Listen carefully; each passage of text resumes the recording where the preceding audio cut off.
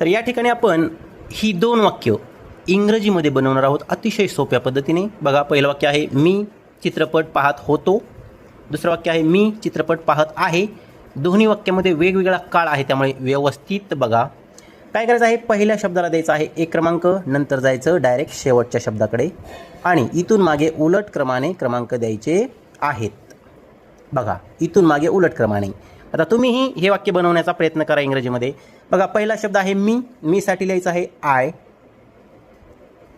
आता एक गोष्ट कायम लक्षात ठेवायची की ज्यावेळेस होतो वाक्यामध्ये येईल त्यावेळेस आपल्याला आय जर असेल इथं तर इथं घ्यायचं आहे ऑज.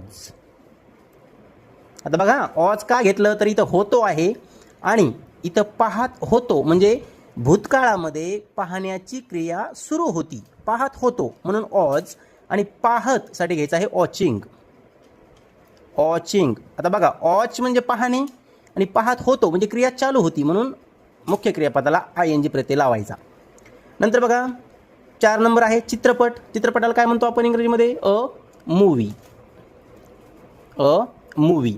बघा, आता इथं वॉज आलं कारण भूतकाळ, वॉचिंग आलं कारण भूतकाळात पाहण्याची क्रिया सुरू होती. आता दुसरं वाक्य बघा, मी चित्रपट पाहत आहे. बघा, आता इथं आहे आलं आहे. अगोदर क्रमांक देऊन घेऊ. पहिल्या शब्दाला 1 क्रमांक, डायरेक्ट शेवटच्या शब्दाला 2 क्रमांक, इथून मागे उलट क्रमाने क्रमांक द्यायचे 3 क्रमांक आणि 4 क्रमांक. बघा, मीसाठी आय.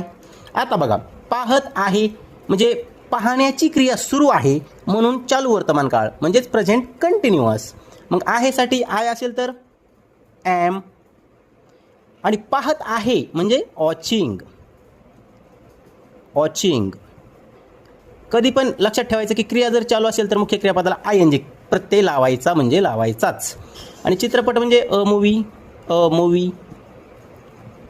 आता एक गोष्ट कायम लक्षात ठेवायची, जर प्रेझेंट कंटिन्युअस असेल तर आय साठी ॲम घ्यायचं असतं पुढं.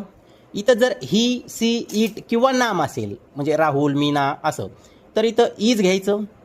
यू असेल तर आर, वी असेल तर आर, दे असेल तर आर.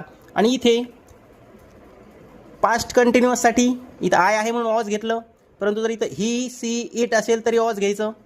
इथं जर दे असेल तर वेअर, वी असेल तर वेअर आणि यू असेल तर वेअर.